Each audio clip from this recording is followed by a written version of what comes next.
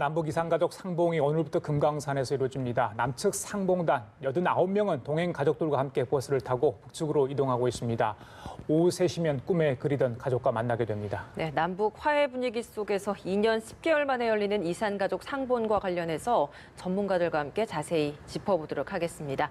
전 통일부 차관인 이관세 경남대학교 극동문제연구소 소장, 문관현 연합뉴스 기자 나와 계십니다. 어서 오십시오. 네, 안녕하십니까? 네. 안녕하십니까? 이제 오전 8시 30분에 숙소를 떠났죠.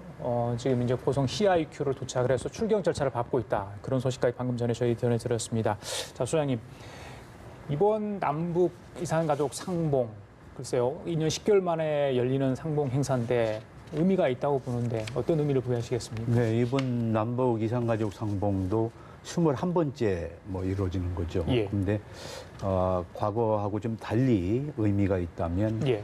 4.27 판문점 선언 그리고 6월 12일 북미 정상회담 예. 해서 그야말로 한반도가 새로운 변화 그리고 근본적인 문제인 종전선언 평화협정 이 평화체제를 구축하는 이런 전환적인 시점에서 남북 이산가족 상봉이 이루어지고 있다. 그래서 이번에 이산가족 상봉도 일회성으로 끝날 것이 아니라 이 근본적으로 한반도 평화체제가 구축이 되고 근본적으로 한반도의 문제가 이렇게 해결되는 이런 시점에서 이산가족도 근본적인 문제, 근본적으로 좀 접근을 하고 제도적으로 그리고 포괄적으로 접근을 해서 이 문제가 해결돼야 되고 특히 이산가족 문제는 한시적인 사업입니다. 왜냐하면은 이산가족들이 지금 80대 이상 고령자가 60%가 넘습니다. 그렇죠. 그리고 매년 3,4천 명씩 돌아가시고 계시고 예, 예. 그래서 사실 10년 이 안쪽이면은 사실 모두 돌아가셔서 이 문제는 논의될 수도 없는 문제입니다. 그래서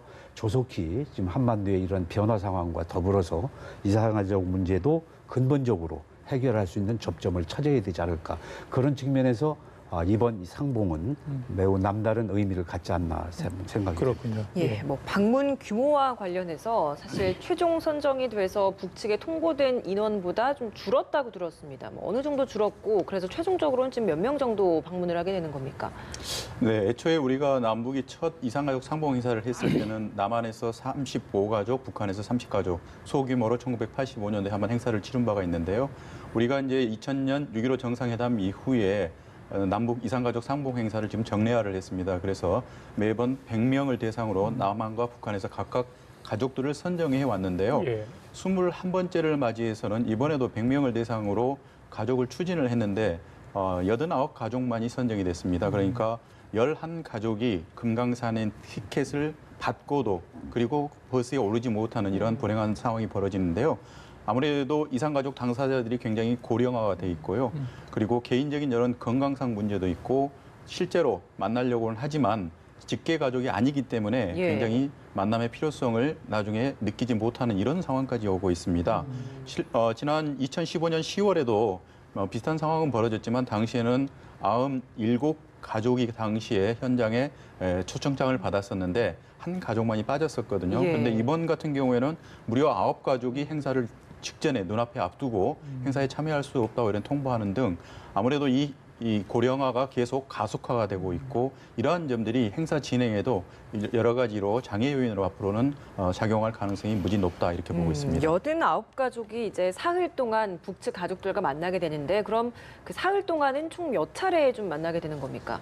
네, 지금 그 통상적으로는 남북 간에는 이산가족에 대해서 합의를 해서 결국은 이제 6차례 만나고요. 예. 총 시간을 재봤자 11시간밖에 되지 않습니다. 예. 65년을 기다렸는데 그 기다림 속에서 만난 가족을 불과 이렇게 눈앞에 두고 대화를 나눌 수 있는 시간이 11시간이라면 굉장히 짧은 시간입니다. 예. 예를 들면 이제 독일이 통일되기 전에도 당시에 베를린 장벽으로 동독과 소독이 나뉘어 있었음에도 불구하고 이 소독 주민들이 동독으로 가서 무려 40일 가까이 방문할 수 있는 그런 시간들을 허용을 했거든요. 이렇게 분단 같은 나라에서도 우리가 이산가족 행사를 하는 게 너무 시간이 짧고 이 밀린 여러 가지 서로에 대한 그 추억과 회한과 앞으로 했던 인생에 대한 삶을 이야기하기에는 현실적으로는 굉장히 빠듯하다는 것이 모든 그 이산가족들의 발언이기 때문에 예. 방금 전에도 이제 이관세 전 차관님께서 지적하셨다시피 이번 문제만큼은 좀 제도적인 접근이 이루어지는 게 필요하고 이산가족 상봉이 정례화가 되는 것이 과연 정말로 필요하다는 것을 이번 21차 남북 이산가족 상봉 행사를 계기로 좀 아무래도 여론화됐으면 좋겠다 하는 바람입니다. 예. 저기 소장님께서 남북 관계 관련해서 이제 여러 가지 행사도 과거에 준비를 해보셨고 네. 직접 또 추진도 해보셨는데 이번 이산가족 상봉 행사, 과거 행사 다른 점, 말씀하신 우리 문 기자가 얘기했던 부분도 있습니다만은 좀 달라진 부분이 있습니까? 행사 준비 과정에서? 뭐 대체적으로는 뭐 큰 변화는 없는 것 예, 예. 같고요. 다만 그 과거에는 객실에서 예. 가족끼리 그 점심을 먹는 것이 없었는데 아. 이번에 뭐 그것이 새로 생겼고 예. 그리고 딴 건 없고 뭐 불편한 사람들의 통행 검사를 버스에서 직접 뭐 하고 따로 절차를 안 밟는다든가 큰 뭐 이 대차는 뭐 없습니다만 예, 예. 뭐 하여간 11시간 정도 6차례에 걸쳐서 하는 것으로서 근데 이번에 하여간 객실 중식이 생겨서 가족끼리 만 이렇게 식사를 하고 예. 뭐 공동 중식 이런 건 뭐 늘 있었습니다만 예, 예. 그것을 뭐 한다는 것이 조금 변화인데 이 정도 변화 갖고는 안 되겠죠. 예. 네. 그동안에는 왜 이렇게 이런 행사를 좀 마련하지 못했던 걸까요? 그거는 뭐 이 남북 이산가족 상봉 문제는 항상 남북 관계 상황 예. 또 정치 군사적인 문제 이런 거하고 이렇게 연결이 돼서 남북 관계가 원활치 못하면 이 사실 인도적인 문제 이 문제는 남북 관계나 정치 군사적인 문제와 별개로 예. 사실 일관성 있게 꾸준히 진행이 돼야 예. 되는데도 불구하고 남북 관계의 특수성이죠. 그래서 남북 관계가 좀 잘 안 되면 예. 이산가족 문제 모든 대화 예. 뭐 이런 것이 중단됐었는데 앞으로 뭐 포괄적이고 전면적인 제도적인 문제가 이루어진다면 예. 이 정치 군사적인 거 또 남북 관계의 어떤 상황 이런 거와 관계없이 이 이산가족 문제만큼은 별도로 뭐 지속돼야 될 거라고 봅니다. 예. 특히 금강산의 이산가족 면회소가 남북 간의 합의하에 만들어졌고 거기서 상시 상봉하고 상시 뭐 대화할 수 있는 뭐 그런 시스템이 갖춰져야 되고 특히 그 4.27 판문점 선언에서 보면 뭐 중요한 것들이 많이 합의가 됐지만 특히 김정은 위원장은 남북 간의 합의한 내용이 이행되는 것이 매우 중요하다는 것을 예. 상당히 강조를 했습니다. 그렇다면 남북 간의 적십자 회담이나 장관급 회담이나 정상회담을 통해서 이산가족 문제는 많은 합의를 이루어 왔습니다. 그래서 이제는 그걸 토대로 해서 실질적으로 이것은 별개로 일관성 있게 추진돼야 될 수 있는 그런 것이 마련돼야 되겠다. 그래서 앞서도 말씀드렸습니다만 예. 지금 군사적인 문제로서 DMZ의 비무장지대와 뭐 초소를 없애고 군사적인 문제까지 협의가 되고 전쟁을 마무리하는 종전선언이 논의되고 평화협정이 논의되고 그래서 한반도의 평화체제가 근본적으로 만들어지는 이런 상황인데 이 이산가족 문제 하나를 해결 못한다면 예. 전체적인 흐름의 맥락에서 맞지 않는다. 그래서 이번 이산가족 상봉을 계기로 해서 그러한 틀과 새로운 변화가 좀 있기를 기대해 봅니다. 그 지금 이산가족 상봉단이 동해서 남북 출입 사무소에서 출경 절차를 밟고 있습니다. 이제 그러면 군사분계선을 넘어가서 북한 쪽에서 입경 절차도 밟게 되잖아요. 네. 그 심사는 어떻게 하는 겁니까? 간단히 인적 사항만 확인하게 되는 겁니까? 예전에 보면 조금 이게 출발 과정에 심사 과정이 좀 순조롭지 못된 부분도 있는데 뭘 보는 겁니까? 양쪽에서는? 네, 아무래도 이제 그 국경을 넘나드는 과정이기 때문에 예. 출입국 관리 사무소에서 우리가 외국을 여행할 때와 똑같은 절차를 밟는다 이렇게 생각하시면 되겠습니다. 예. 그렇기 때문에 신분증 그리고 여러 가지 여행 목적 예. 이런 것들을 적시한 비자, 여행 비자를 이제 제시를 하고 우리 남측 관리소에서 먼저 이걸 확인을 해서 결국은 출경을 시켜서 예. 일단 비무장지대를 통과를 하는데요. 이 과정이 굉장히 금강 통문을 통해서 군사분계선을 가서는 결국 이제 북한 측에 또 선도 차량이 나오거든요. 예. 굉장히 군사적으로 좀 복잡한 과정이 많이 있습니다. 그렇기 때문에 우리가 설악산 콘도에서 금강산까지 실질적으로 물리적인 거리는 뭐 80km밖에 되지 않지만 이런 복잡한 절차와 또는 과정을 거쳐야 되기 때문에 예. 굉장히 시간이 오래 걸립니다. 그래요. 한 8시간 정도 걸린 것 같아요. 네, 맞습니다. 예, 예. 그래서 이제 군사분계선을 통과하는 순간부터는 이제 북한 땅으로 우리가 이제 진입을 한다 이렇게 표현을 하는데 이 젊은 사람들과는 달리 과거 전쟁을 경험했거나 대부분 이번에 이산가족에 참석하는 분들은 이제 북한과의 연계성이 있는데요. 그 굉장히 심리적으로 많은 여러 가지 변화나 감동을 느낀다 이렇게 표현을 하더라고요. 이런 과정에서 창밖을 좀 내다보면서 여러 가지 감에 젖는 모습을 많이 봤었는데요. 과거 한때는 우리가 그 북한 땅에 진입을 할 때 예를 들어서 군부대를 많이 지나가는데요. 사진 같은 거 찍을 경우에는 차량을 세우고 검문해서 결국은 이 카메라 같은 경우를 압수하는 경우도 있었는데요. 지금 같은 경우는 이제 이런 것들은 대부분 이제 사라졌고요. 특히 이번 이산가족 상봉 행사는 철저하게 인도주의적인 차원에서 결정이 된 사안이고 참여하는 분들이 고령화가 됐기 때문에 오히려 과거와 다른 점이 있다면은 일단 그 차에서 내려서 북한의 출입국 사무소 그러니까 CIQ를 가서 다시 검사를 받고 또 장기간 기다리다가 다시 버스에 복귀를 해야 되는데요. 예. 이런 과정이 사실은 이제 고령화된 이산 가족들한테는 매우 불편한 이런 점을 유발을 시켰는데 예. 이번 같은 경우는 북한에서 직접 버스 안에 올라와서 간단하게 약식행위로 검문 검색을 하기 때문에 예. 상당한 이제 배려가 이제 됐다 이렇게 우리가 표현을 할 수가 있습니다. 예. 그렇기 때문에 이산가족 상봉 행사에 참여하신 분들은 대부분 이제 처음 참여하신 분이지만 과거하고는 굉장히 많이 달라진 점이지만 여전히 또 불편한 점이 있는 건 사실입니다. 그러네요. 예, 네. 상봉자 한 사람 한 사람마다 다들 각자의 사연을 가지고 있겠습니다만 몇 가지 좀 소개를 해줄 수 있는 사연이 있을 것 같은데 좀 소개를 해주시겠습니까? 네, 아무래도 이번 같은 경우에는 가장 그 최고령자라고 볼 수가 있는 게 이제 백성규 할아버지인데요. 101세니까 1917년생입니다. 우리가 어떻게 보면 3.1운동 전에 이제 태어난 세대인데 모든 그 민족의 분단과 또는 질곡의 역사를 다 겪으셨던 이런 예. 분인데 본인이 그 꿈에도 그리는 이제 북한의 가족들을 만나러 가는데 본인이 만나고 싶은 그 가족들은 죽고 이제 그 딸과 며느리가 이제 있다 이렇게 얘기를 하시는데요. 그래도 선물을 굉장히 많이 준비를 하셨다고 그러더라고요. 그래서 좀 보니까 할아버지가 본인은 이게 돈은 없지만 준비를 별로 못했다고 하지만 실제로 보니까 여름 옷, 겨울 옷, 네이 그리고 신발을 30켤레를 준비를 했어요. 네, 아유. 이 30켤레의 그 당사자들이 다 누군지는 굉장히 궁금한데 예. 주고 싶었던 사람 하나하나가 얼굴이 떠올랐던 거를 우리가 이제 추정할 수 있고 그리고 뭐 치약 칫솔 굉장히 어떻게 보면은 크고 사치스러운 선물이 아니고 본인이 하나하나 굉장히 정성을 들여서 선물한 거를 보니까 예. 이산가족 상봉 행사의 어떤 가장 어떤 상징적인 인물이 아닌가 예. 이렇게 볼 수가 있고요.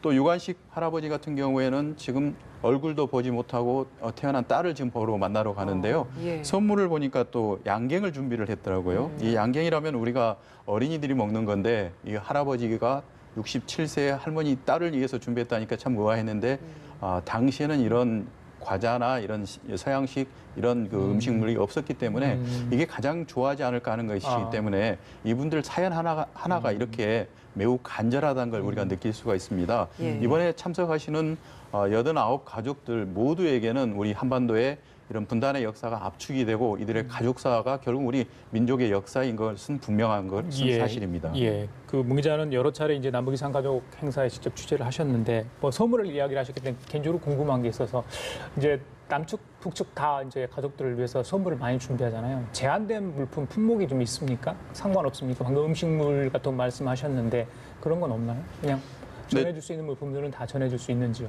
네, 2002년도부터 남북 이산가족 상봉 행사를 제가 직간접적으로 취재를 많이 해봤는데요. 하이라이트가 결국은 이제 선물입니다. 결국은 60년 동안 헤어졌던 가족을 짧은 시간 동안 6차례 만나서 돌아서는데 뭔가 자신의 마음에 담아서 선물을 하는데 한때는 이게 시대적인 변천사하고 굉장히 많이 반영이 된다고 우리가 볼 수가 있는데요. 현금을 주는 또 상황이 있을 때도 많이 있었습니다. 예. 그리고 고가의 사치품, 그러니까 옷이나 의류나 또는 북한에서 볼 수 없는 물건들을 선물하는 경우가 많이 있었는데요. 제가 개인적으로 볼 때는 그 과일 중에 제주도에서만 나는 북한에서는 좀처럼 볼 수 없는 한라봉 같은 걸 또 준비하신 분들이 있더라고요. 그래서 개인마다 관점이 다 틀려서 예. 굉장히 많이 변화가 있다 싶은데요. 물론 이제 그 북한에서 자극을 받을 수 있는 여러 가지 좀 이념적인 이런 뭐 서적이나 이런 거는 당연히 선물을 할 수는 없다는 것을 이산가족 당사자들도 잘 알고 있습니다. 그렇기 때문에 제한을 할 수 있는 그런 또는 제한되는 그런 고가의 사치품들은 예. 대부분 없는 걸로 우리가 알고 있습니다. 그렇군요. 예. 현금 뭐 이런 사치품 같은 것들은 지금은 또 제한이 된다라고 또 하더라고요. 그래서 그런 부분에 있어서는 좀 참고를 해야 되지 않을까라는 또 생각도 듭니다. 네, 이번에 이제 이산가족 상봉 행사가 끝나고 나면 바로 또 9월이 되고 9월에는 이 한반도 정세와 관련해서 굉장히 중요한 이슈들이 많이 있습니다. 가장 먼저 8월 말 정도에 폼페이오 국무장관 방북설 이야기 나오고 있고 그리고 얼마 지나지 않아 구구절 준비돼 있고요. 그리고 나서 그 후쯤에 3차 남북 정상회담이 있지 않을까라는 이야기들이 많이 나오고 있는데 이런 굉장히 중요한 이슈들이 있는 상황에서 좀 주의 깊게 봐야 될 부분이라고 한다면 좀 어떤 게 있을까요? 무엇보다도 폼페이오 장관의 방북이 될 겁니다. 지금 뭐 북미 간의 그 실무 간의 여러 가지 그 종전선언 문제와 비핵화 문제를 가지고 지금 접점을 찾기 위해서 지금 노력을 하고 있기 때문에 폼페이오 장관이 방북을 한다면 나름대로 성과가 있지 않을까. 그 실무 협의에서 나름대로 정리가 된 거라고 볼 수 있기 때문에 그렇다면 폼페이오 장관이 6월 12일 날 북미 간의 정상회담을 하고 사실 3차 방북 때는 결과가 없었어요. 그래서 이번에 4차 방북에서 나름대로 종전선언과 비핵화에 대해서 접점을 찾는다면 그 이후에 남북 정상회담이 있기 때문에 좀 더 종전선언에 대한 구체적인 내용 또 평화협정까지도 논의할 수 있는 토대가 마련이 될 수 있을 것이고 예. 그래서 미국은 또 비핵화에 대해서 북한이 나름대로 뭐 핵 리스트를 뭐 제공을 한다든가 뭐 이런 접점이 찾으면 그 이후에 또 북미 간의 2차 정상회담도 생각할 수 있고 그래서 그야말로 합의한 한반도 평화체제 구축을 위한 새로운 국면에 조성이 될 수 있는 그러한 그 전환점이라고 할까 그런 것이 되기 때문에 이번 그 폼페이오 장관의 방북은 상당히 의미가 있고 더욱이 그 사이에 뭐 보도가 나와서 보겠습니다만은 시진핑 주석의 또 방북도 예. 있고 막 이래서 또 유엔 총회가 9월 18일부터 있습니다. 또 9월 13일부터는 러시아에서 동방 포럼이 있어서 또 각국이 또 모이고 이 9월 달에는 너무 이 모임 그러네요. 예. 회합이 많기 때문에 예. 충분히 논의될 수 있는 그래서 과거와 달리 지금은 이 한반도 문제가 정상들 간에 이렇게 직접적인 논의가 수시로 아주 빈번하게 이루어지고 있기 때문에 예. 뭔가를 막 이루어질 수 있는 그런 토대가 되지 않을까 생각이 그래요. 됩니다. 수석님께서 이제 여러 외교 일정 중에 폼페이오 국무장관의 방북을 좀 관심 있게 봐야 된다 이렇게 지적을 하셨는데 문 기자, 그 볼턴 보좌관이 미국 언론과 인터뷰를 했는데 1년 내 비핵화에 대해서 남북 정상이 구체적으로 언급을 했다 이렇게 이야기를 하지 않았습니까? 그래서 이번에 만약에 이제 폼페이오 국무장관이 방북을 했을 때 이런 부분들이 좀 구체화 시킬 수 있는지 좀 재확인할 수 있는지 그런 여지가 있겠습니까? 어떻게 보십니까? 네, 이 폼페이오 장관이 세 번째 방북을 했을 때 이제 빈손으로 돌아와서 굉장히 좀 논란이 있었는데요. 당시에 이제 북한 측과 굉장히 비핵화의 실질적인 조치를 놓고 굉장히 심도 있는 논의를 했던 건 사실인 것 같습니다. 언론 보도에 따르면은 그 폼페이오 국무장관은 북한 측에 핵 물질과 그 시설들의 이제 목록을 제출해달라 이렇게 요구를 했었고요. 이에 대해서 북한 측에서는 여러 가지 그 종전 선언을 먼저 해야 되지 않냐 그래서 결국은 합의를 못한 것 같은데요. 지금 이번에 만약에 폼페이오 국무장관이 북한을 방문하게 되면은 그리고 한 가지 더 추가적인 전제 조건은 김정은 국무위원장을 이번에는 만난다면은 예. 사실 세 번째 방북에서는 못 만났었거든요. 그래서 이러한 그 본인이 가지고 있는 비핵화에 대한 의지를 다시 한번 설명을 해서 김정은 위원장이나 북한 측으로부터 여러 가지 조치를 받아내서 돌아온다면은 굉장히 속도감 있게 진행될 걸 보고 있습니다. 현재 뭐 문서상으로는 현재 우리가 판문점 선언에서 연내에 종전 선언을 한다까지는 합의가 된 상태인데요. 비핵화 문제가 1년 안에 된다는 것은 사실 물리적으로 쉽지는 않은 부분입니다. 그렇지만 북한이 이 1년 안에 어느 정도까지 이 미국과 합의를 해서 비핵화에 대해서 조치를 이뤄내느냐는 굉장히 중요하다 이렇게 볼 수가 있는데요. 첫 단추가 어떻게 꼬이냐는 결국 폼페이오 장관이 이번 4차 방북을 통해서 어떤 성과물을 가져오느냐가 결국은 비핵화의 어떤 성패를 좌우할 수 있는 하나의 어떤 그 가늠자가 될 수 그 있겠습니다. 폼페이오 국무장관의 방북이 3차 남북 정상회담 이전에 이루어진다면 그 폼페이오 국무장관의 방북 결과가 3차 남북 정상회담까지 이렇게 이어지고 의제로도 논의될 수 있겠네요. 네, 굉장히 가능성이 높습니다. 지금 현재로는 또 남북 간에는 3차 남북 정상회담은 9월 달에 여는 걸로 현재 예. 합의를 한 상태이기 예. 때문에 많은 전문가들이 아무래도 9월 9일 북한 정권 수립 70주년 행사를 좀 피해서 중순 이후가 될 가능성이 있다 이렇게 보고 있는데요. 예, 예. 폼페이오 장관이 그 전에 갈지 또는 그 이후에 갈지는 현재로는 알 수가 없는데요.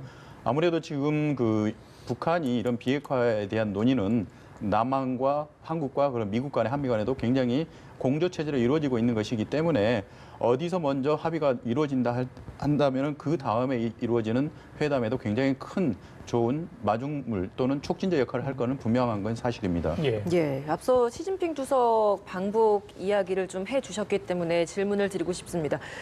북한이 미국과의 만남 혹은 국제사회와의 만남을 하기에 앞서서 늘 우연의 일치인지 모르겠습니다만 중국과의 접촉이 늘 있었거든요, 앞서. 이번에도 이제 구구절 때 시 주석이 방북을 하게 되고 나서 그 후에 남북 정상회담이 있게 되기 때문에 이때 시 주석과의 만남이 우리 3차 정상회담에서의 좀 어떤 의제나 이런 협상 과정에서의 어떤 영향을 좀 줄 수 있을지 어떻게 보십니까? 네, 상당한 관계가 있다고 생각이 됩니다. 예. 우선 지금 남북 관계는 북미 관계, 북중 관계 이게 다 연동이 돼서 연계가 돼서 돌아가고 있기 때문에 잘 아시다시피 이 폼페오 장관의 그 방북의 결과가 예. 또 시 주석의 방북에도 영향을 줄 것이고 특히 중국은 이 한반도 문제에 대해서 좀 더 참여를 하고 개입을 하려고 그러는 것이 여러 가지 측면에서 많이 보입니다. 예. 그래서 중국 측에서 미국에게도 남북미 중이 참여하는 종전선언을 했으면 좋겠다는 제안을 했다고 하고요. 예. 그래서 중국이 이 한반도 문제에서 나름대로 영향력을 행사하고 더 나아가서는 역할까지도 하려고 하는 그래서 한반도의 평화와 안정을 추구하는데 중국이 적극적으로 나서겠다는 것이 보이기 때문에 예. 이러한 중요한 그 일을 전후로 해서 시 주석이 방북한다는 것은 나름대로 이 한반도 비핵화나 평화체제 구축에 있어서 상당한 그 영향을 줄 것이고 관심이 있습니다. 더욱이 지금 미중 간에는 그 무역 전쟁을 하고 있고 미중 간에 상당히 그 대립된 경향이 있기 때문에 중국으로서는 북한을 통한 이 한반도의 비핵화 문제, 체제 문제 이거에 대해서 나름대로 영향력을 행사함으로써 예. 뭔가를 이 전체적인 구도에서 소외되지 않는 그런 역할을 하려고 아마 할 걸로 보입니다. 예, 알겠습니다. 자, 지금까지 이완세 경남대학교 국동문제연구소 소장 문관현 연합뉴스 기자였습니다. 오늘 두 분 말씀 감사합니다. 고맙습니다. 고맙습니다.